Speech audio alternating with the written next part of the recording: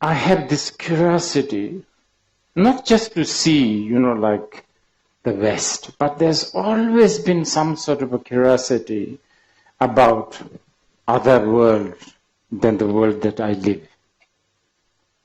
I often say this jokingly, but it's actually not really a joke. I'm considered as an incarnation of some Tibetan Lama. I have to honestly say I have no recollection, not even a little bit, about my predecessors. But that doesn't mean that I don't believe in reincarnation. I think actually I do believe in reincarnation, not only logically or scientifically, but even emotionally. Of course, emotion is very important, right? For instance, when I go to Machu Picchu, I think some of you have heard this me saying, but anyway, I will repeat.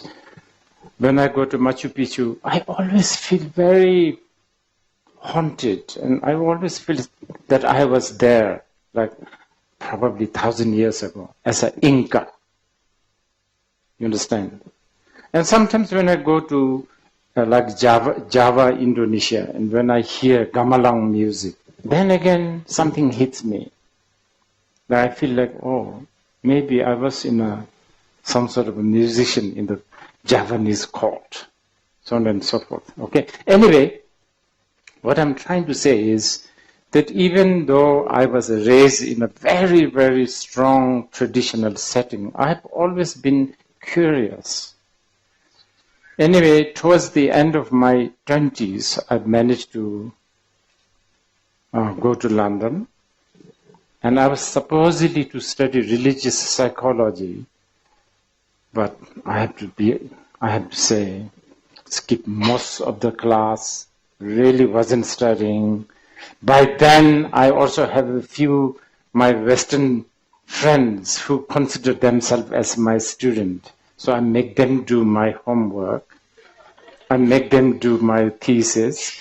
I go around looking at the Tate galleries, go to cinemas. Sometimes I go to watch 4 movies. There is a place called ICA, I think. I haven't been there for a long time, so probably I'm making, maybe I'm not remembering the name, ICA, I think it is. It's a really good place to watch a film.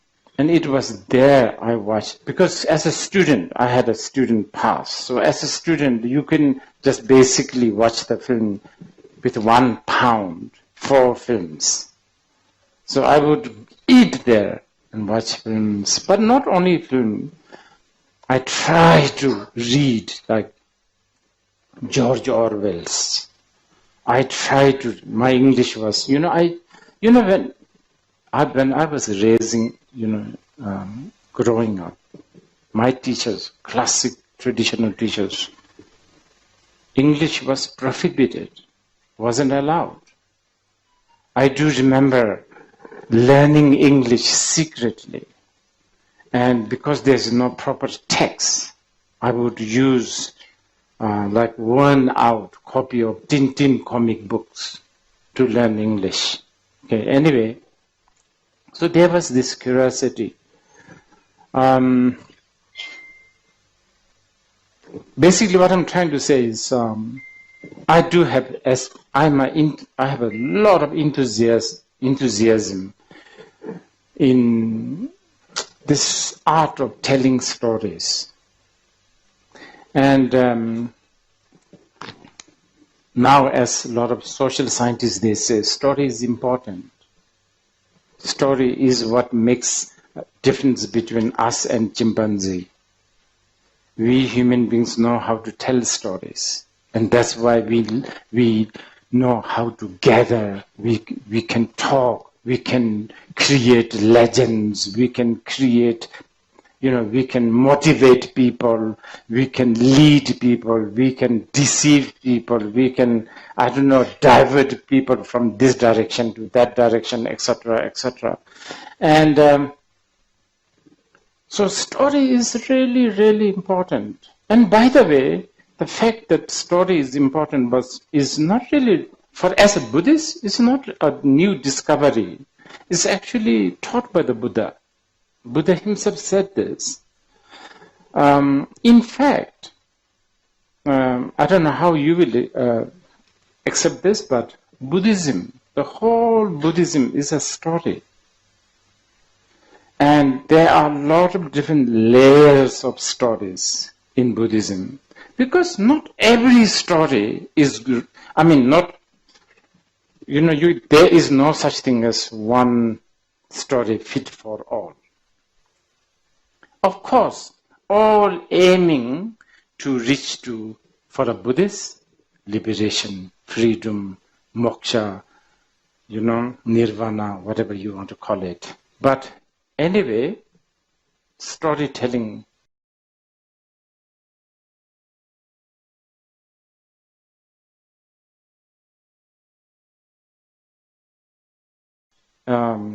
complementary to my society, my tradition, my so-called religion, my so-called training. So it's very, very at home. Now, sometimes people ask me, hey, as a Buddhist and as a Buddhist priest or as a Buddhist teacher, how come, you are making film? This question actually is not a good question, because this is almost like asking, hey, how come you as a Buddhist, how come you type? Because film is actually just a medium, right? It's a language. It's a tool.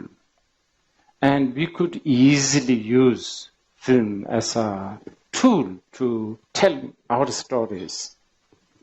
I have to say, probably telling stories with a medium of film, as especially the film as we know now, probably that's already dying now. The language of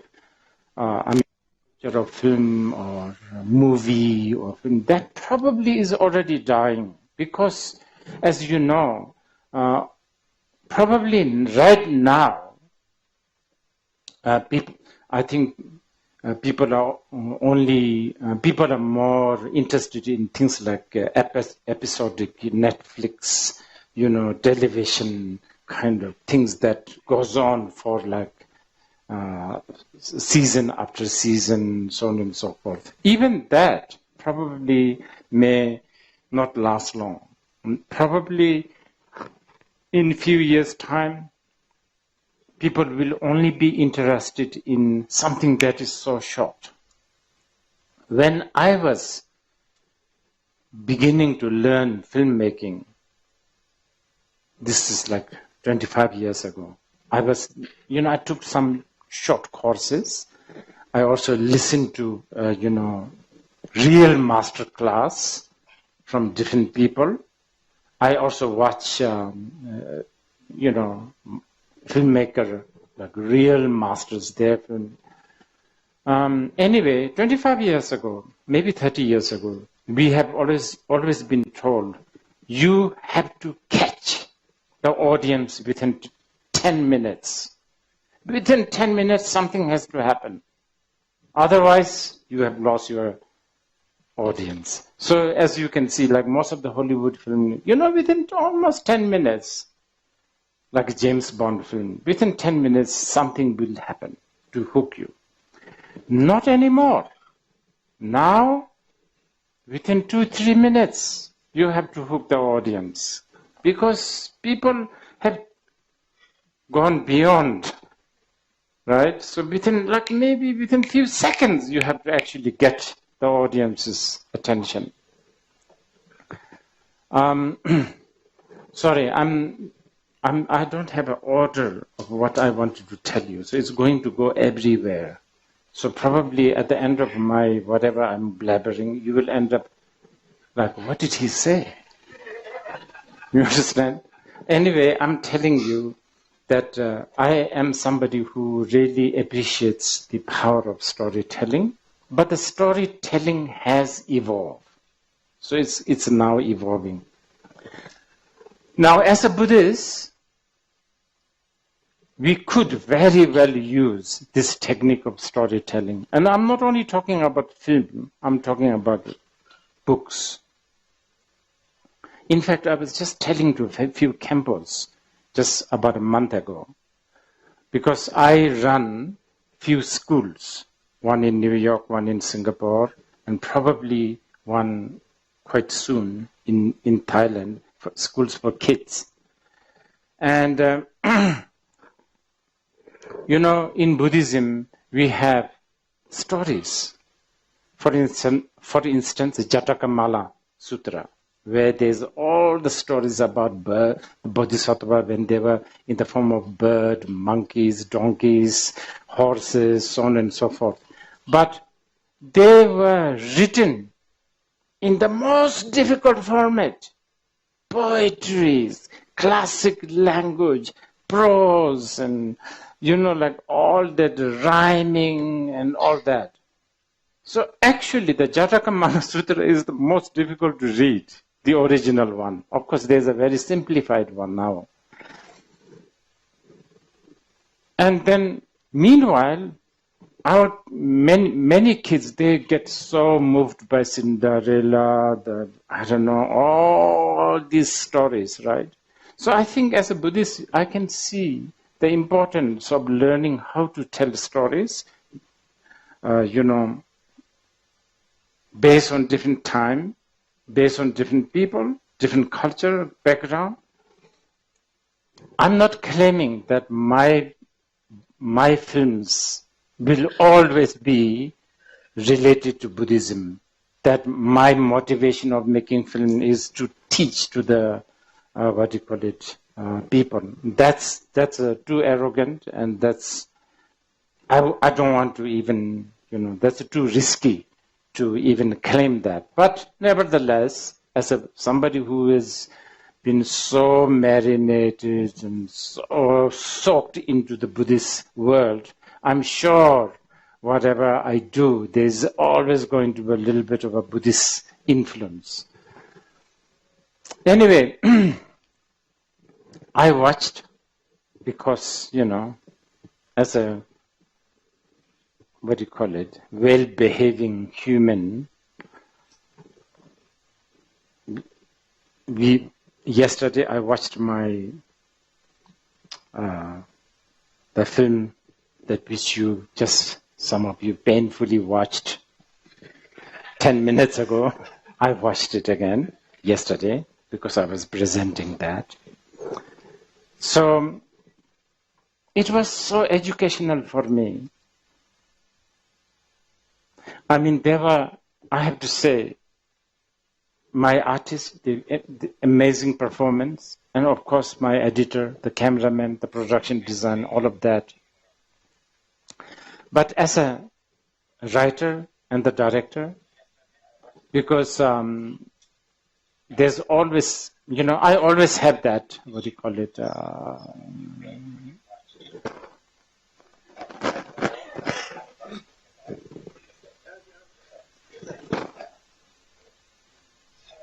am I going to listen to what I say? Okay. This is a good story. What just happened? And we can talk about it.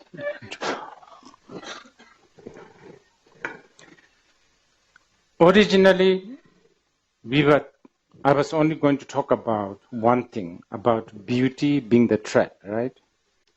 Is this what we are doing? Yeah. Okay. But I want to add two more. I've been thinking about this. This is just my opinion. I will share with you, and then you can always contradict and argue, debate, whatever. I want to tell you two other extra. Okay. In the whole storytelling world, I think there are two challenges. One is so-called universal theme. I think this is a big problem. In the storytelling world, they always say you need to have a universal theme. we need to think about this. Because this so-called universal theme can really limit you. And especially, I mean, it sounds, I sound like a broken record, but today, when we talk about universal theme, we always seem to talk about Hollywood theme, right? So you have this hero, the hero wishes to achieve something, maybe hero is not the right word, protagonist, you know, he or she has an aim, and then the aim need to be facing with a problem, and I mean, that's just the technique of the storytelling, but the universal themes such as romance, such as, I don't know, like, right? You know, like genre, they call it genre. So there's a romance, there's a suspense, there's a like bad versus good, good versus bad. I don't know, saving the world, saving the family, etc., etc. Good versus evil. We need to think about this. Especially, I think every culture has a really different way of, different themes, right? And in the process of trying to, what do you call it, catch I'm trying to, you know, align ourselves with a universal theme, we may end up just following a sort of a Hollywood, Bollywood kind of version of so-called universal theme. Now, this is something that we need to make a decision. Of course, you know, it's always going to be difficult because even when we talk, okay, let's say just two people talking. I am talking to somebody, and this somebody is my audience. Now, I want to tell something that he or she has never heard, something unique. Okay? I have, I don't know, something like there's a 9-dragon path in Bauda, something like that. I want to tell this, and that's unique for me. But the problem is, I need to also really give in a lot with the listeners, how he or she is going to receive. And this is always a challenge. One who tells the story and one who listens to the story, you know, the communication between these two is going to be a big problem. I mean, this is, you have to really bow down a lot. I mean, you have to have a courage also. And plus, you know, like if you have a commercial interest, then that's another matter. Have you ever watched a film called RRR? Nato Nato? Nato Nato, right? Dance? Now, that is a brilliant film, I would say. It is probably one of the most stupid things that you can watch. It's like so just mind-bogglingly stupid. But it is so well packaged, told. I mean, everything is there, everything. The little bit of Indian, the Hindu gods and goddesses, the color, the songs, the dance, the music, the British, the the freedom fighter, all that is all there. And some of them are just like completely far out and is like over the top. It doesn't matter. It really doesn't matter. And I don't know whether the audience have ever seen a film called Chak De. This is like 15 years ago. This is, I think, Indian film actor, what's his name? Shah Rukh Khan, right? And it's a film about cricket match between India and Pakistan. You have already made money, right? Just that idea. But cricket, already, you can have a lot of audience. And then Pakistan and India, that's already very juicy. And then also the story is quite well told, actually, the Jagde. I don't know whether you remember. So what I'm saying is, now you have to make a decision. If you want to just make money and you want to make a big splash, box office smashing, etc. Like I always give this example. To go in a Starbucks kind of coffee, you fairly know what you will get. What Americano in Seattle and Do you have Starbucks in Kathmandu? Oh, that doesn't work. Okay. Seattle, coffee in Seattle, Starbucks in Seattle, Americano, and Tokyo, I don't know, Bangkok, Delhi, is similar. And it's also designed, the cup, the green logo, the chair, all this like mind-boggling menu, hot, cold, grand, tall, small, all of that. Everything, setting, where the coffees are placed, how many small things that you can add on, all that. So if you just want to have a safe coffee, you already know what to have, right? So then you go to Starbucks coffee. You know what you will get. Now, if you want to have a little bit of a different coffee, such as this Vietnamese coffee, like a coffee with egg, now then we are talking about another totally different phenomena, right? So the Vietnamese took long time. I just was in Vietnam. And I actually like coffee.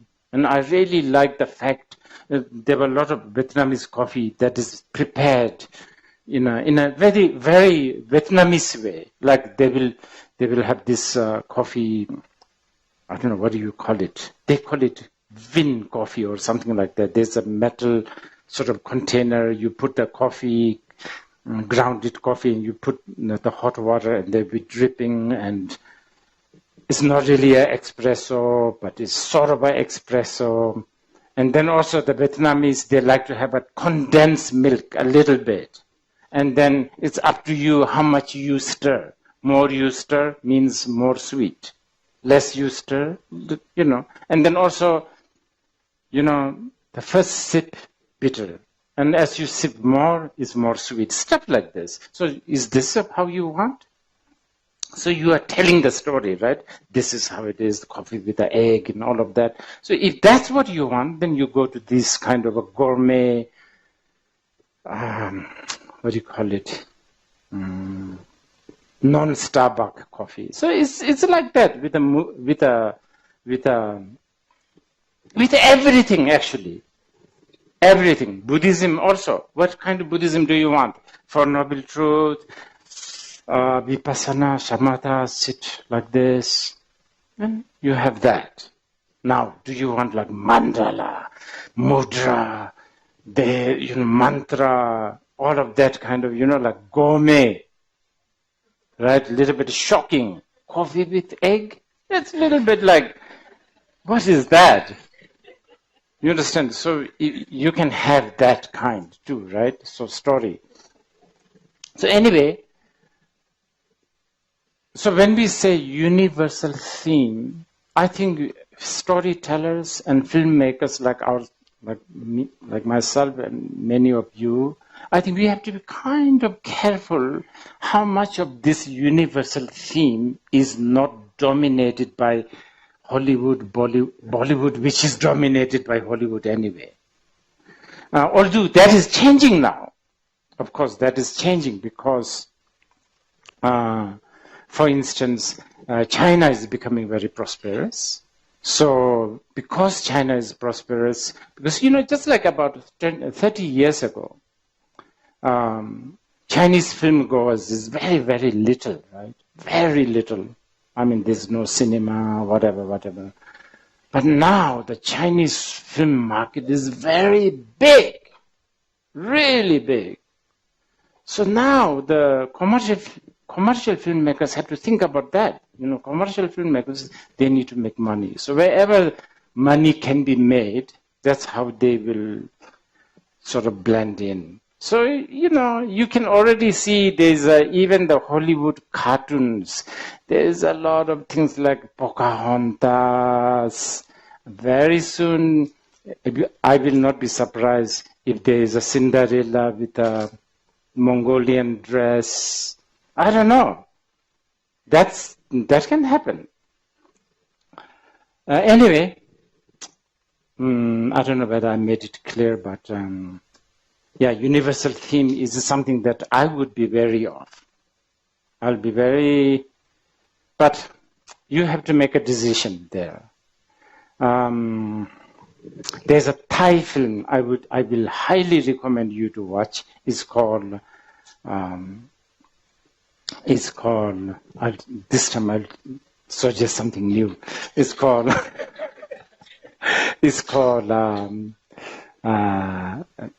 Splendor of Cemetery of Splendor. It's like that. It's like coffee with an egg, pork. I don't know. It's really, really special.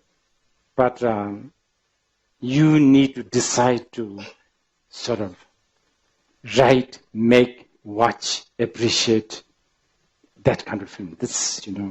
Anyway, so the universal theme.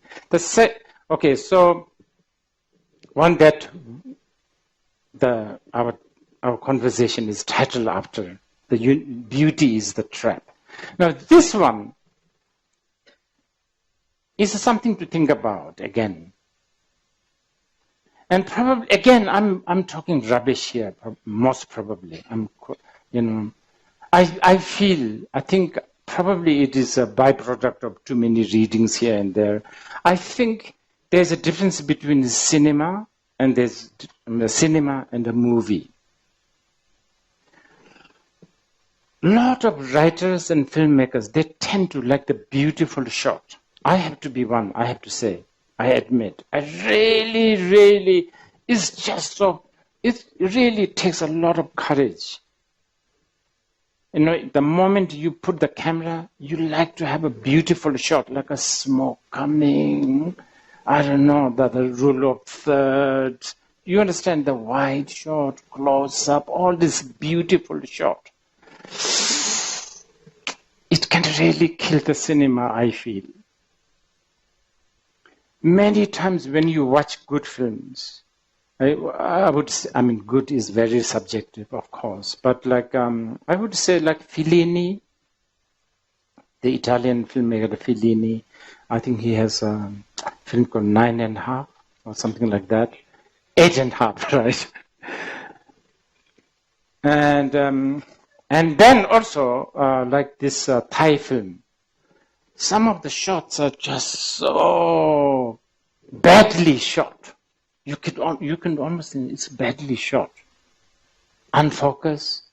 Like framing is all like lopsided. But it is so good, so powerful. Because, it's a life experience, right? Not every time when we look at each other, there's a beautiful shot.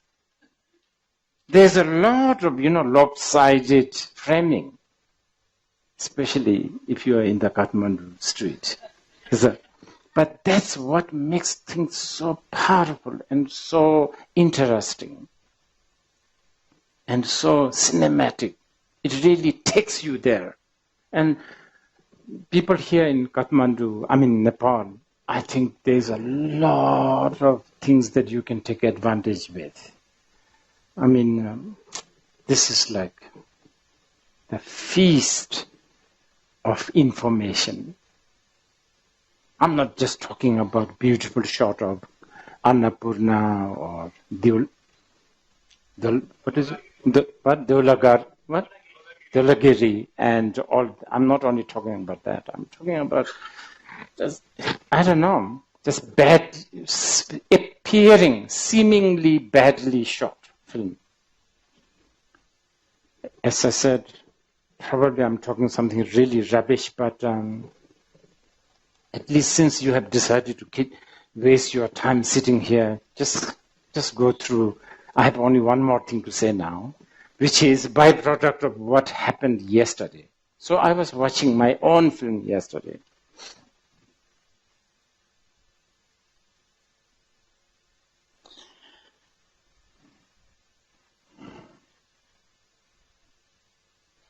And you know, this proves that I'm an amateur and I'm a novice. Because when I was watching my film yesterday, I could see myself there, and this is a failure. I can see my voice, I can hear my voice. Anyone who is close friend of me, they say, oh yeah, it's also Khyentse but usually says this. You understand? That's him. This is what, and this is blatantly there, and I think this is not a good thing. Many times, if we want to tell you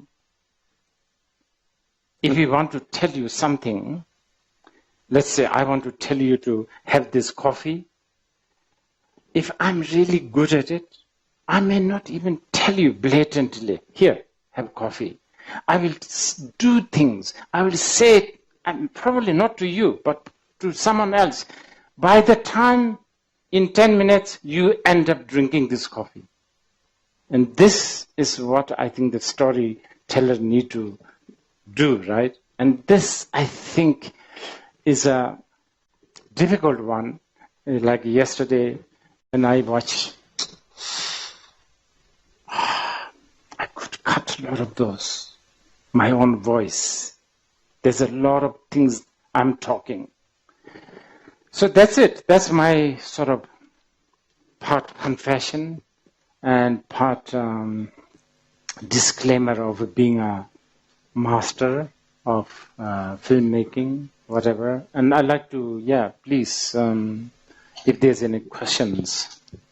Thank you, Rinpoche, for your wonderful masterclass. So I'm aware of the time because we have little time to spend with Rinpoche. So I'll go directly to the audience for their question. If you have any question. Hi. Sorry, I'm just going to take this mic for a short while. So I know some of us here are Rinpoche's friends. So we'll keep these questions strictly for filmmakers. Like there are a bunch of filmmakers who came for the screening and for the masterclass, and I'd like to give the opportunity to the filmmakers present here to ask their questions. So please, ask the fan, can keep our question for the next time. Thank you. Thank you, Maxi. So as advised by him, then we'll go to the filmmakers. Would like to ask any specific question to Rinpoche. Just stand up, pronounce your name, and go to the question. Yeah, I can see a lady on the front. Rinpoche, hello. Thank you. That was a masterclass for me. As an aspiring filmmaker, I was listening very closely to Rinpoche's evaluation of the universal theme and the Vietnamese coffee. Is it possible to have a little subtle compromise there at all? I think we have to. That's sorry, because the way I present was too hodgepodge. So this is what I was saying. Remember, like if I'm talking to you, my agenda is to tell you my message. But in order to do that, I need to really do it so that you can understand. So I need to really bow down or cut a lot of my own way of telling you, right? So I think that's important. And I need to already know you, okay, so you must have watched a lot of Hollywood, a lot of Bollywood, you know? So yes, and then also, the people have become so smart. You know, in the early days, like let's say in a very, very basic level, like when you are editing. So let's say I have a shot of you talking, then shot of me, and then back to shot of you. So then people can, these two are talking. Nowadays, we don't even need that. People have become so smart because film, moving picture is such a ingrained in our life. So these things we need to, I think, consider. Thank you, Rinpoche. There is that theme that Rinpoche talked about, the hero, saving the world, that we see again and again. And is it possible still to present that theme in a way that is more of a self-hero and not be conservative or boring or traditional? This innate wish. Okay. I think so. I will suggest you maybe watch some of the Ozu's film. There's a film called Tokyo Story. It is one of my favorite. And it is about two elderly parents coming to Tokyo to see their children who have now all grown up. And because they are coming from the countryside, I guess we all expect that the children will sort of take care of them, maybe sightseeing, lunches, dinner, whatever. But it so happened that all children are busy, bank, this, post office, nurse. So it's so, to me, that is one of the most, anyway, the hero or heroine in this case is this woman who was masterfully acted by Setsuko Hara, one of the greatest Japanese women actress. She was the one least expected to be helpful to the parents. She's not even their children. And she's actually a widow, I think, of one of their children, something like that. And it is, wow, to me is one of the most important, this, not in the hero sense of Superman, but hero of the daily life. Rinpoche, thank you. And one last short question that maybe is valid for everyone. I noticed one of the scenes where the protagonist is talking with the monk and there's the tea and the plants in between. He's dressed in blue, the monk is dressed in red on a white cushion, and there's the green plants, this action principle. And Rinpoche had included all the elements, fire, water, everything in one scene. This is a true art. And how can aspiring filmmakers, what can we do to develop that sensitivity? I wish all the audience are like you. And never really thought about that. But I have to say, what's the original cut, 4 hours? The original cut is maybe 2-3 hours, but there's a longer version. Yes, it's a really long, because many reasons. For instance, this scene where our hero, who has this bad dream, comes to see the monk. This was wonderfully performed by our two friends here, sitting here, all in one go, in one shot.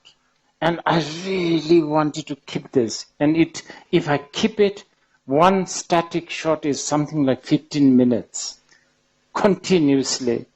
And wow, I really, really try to keep it. But at the end of the day, Starbucks wins. You have to make it entertaining. You have to sort of change. So, okay. Rinpoche, thank you from my heart. Thank you. Any other question from the audience? You raise the hand, please. Give mic to him.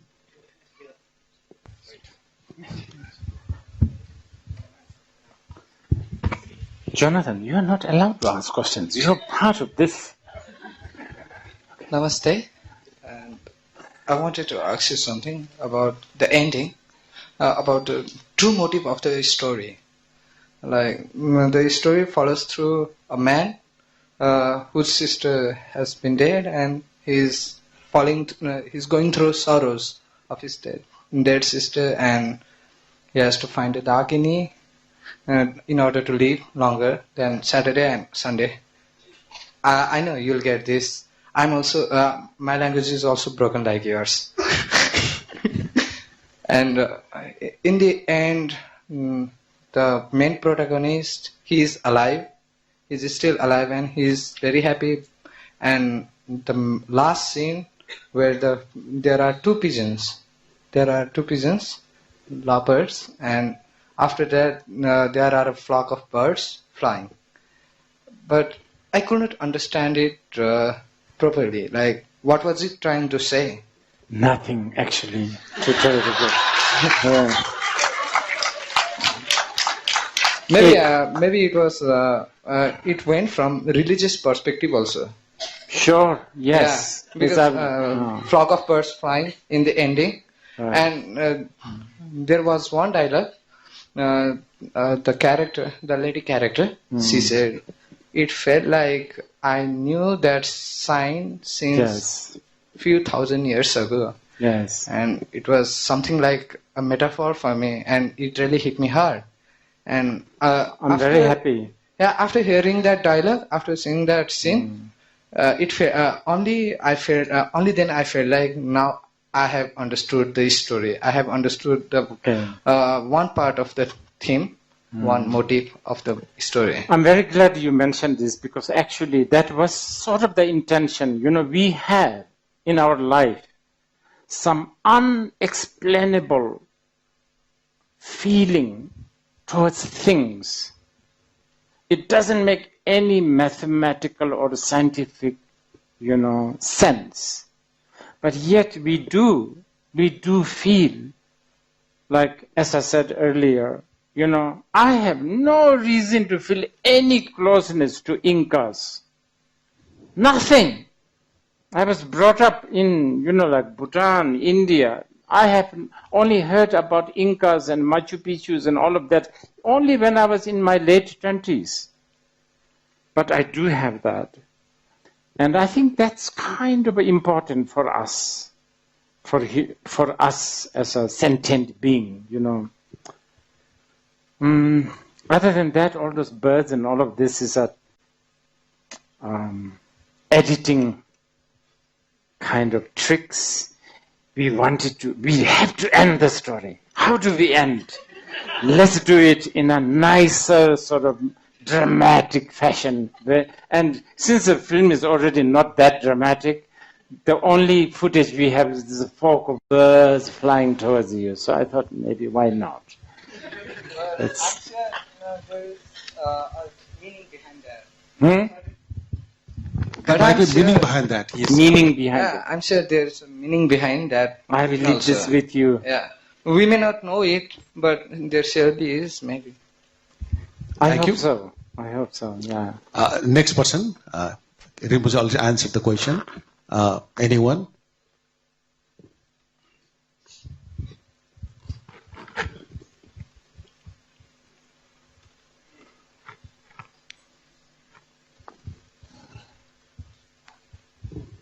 Hello, it's me, Anu Panta.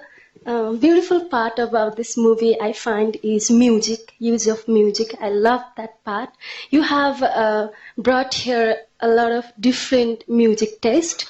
Some music I didn't understand, to be honest. And then some of the old Nepali songs and songs of Shiva Pariyar and Pashupati Sharma. And then music you have chosen while showing the character of that tea seller. When the hero first time saw the tea seller, you have chosen that aesthetic music. Please could you elaborate why you have chosen that music to show that lady? Thank you. Thank you. That's an important question, I think. Okay. I came to Nepal around the age of 13 to study Buddhism. So I keep on coming to here. As someone who come to come to Nepal regularly, one tend to, take things for granted. We don't really realize these things. But as the years goes by, and then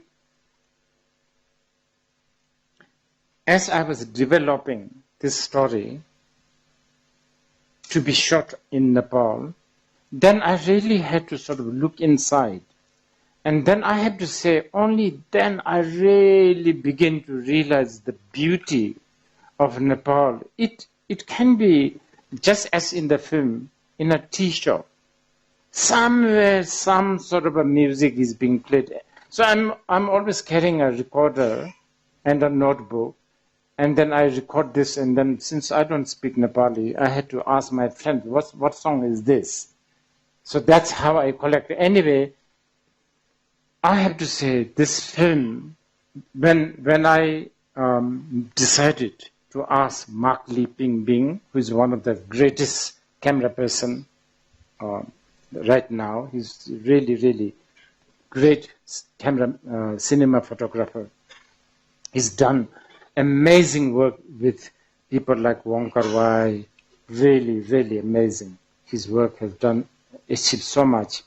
So when the first thing, when we met, first thing I told him is, this film, the main character, main hero of this film is Nepal, Kathmandu.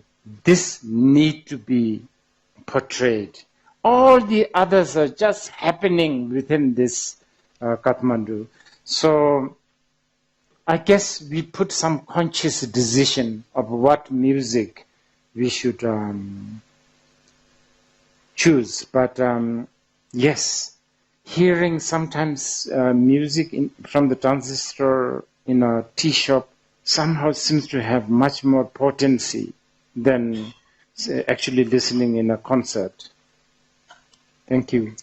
We are taking the last question from the audience. Is there anyone asking the question to the remote? Yeah, I can see the lady there on that side. Here.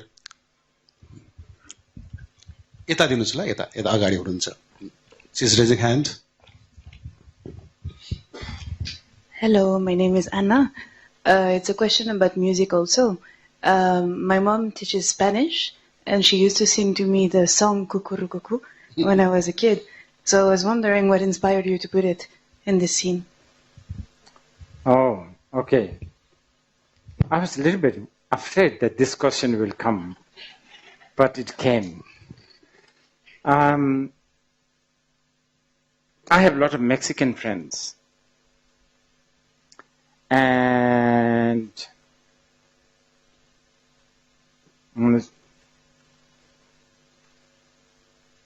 I say this, my only reason to go again and again to North America is so that I can go to Mexico, because that place is wonderful. There's so many wonderful things about Mexico. I have to tell you this. There's in the city, the Mexico City, there is like a big, almost like a department store that only sells magical stuff. Things like candle to make somebody fall in love with you, or candle to separate two lovers, and so on and so forth, like magical charms, black magic, and so on. That's one of my thing. Then another one is those mariachis, the singers. They always come to you and sing when you eat, especially in a sort of a common restaurant. And I have also a lot of Mexican friends, and somehow I don't know, I heard this some of these Spanish songs like Cucurucu, and I'm a big fan of Chavela Vargas, and also Mercedes de Souza, right? Argentinian, is she? I don't know. And then there's also Lila Downs.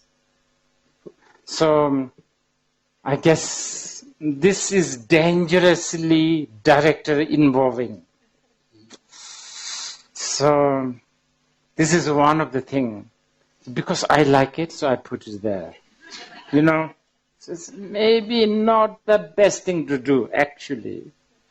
Because it's in Nepal, it's set in Nepal, and the poor guy is trying to really give gifts to the girls. And suddenly there's a Mexican music, or Spanish music. I don't know. But then I thought, it's okay, why not? Because after all, in the film, there are Ukrainian girls eating flowers, and everything is a little bit hodgepodge, so I thought it's okay. Okay.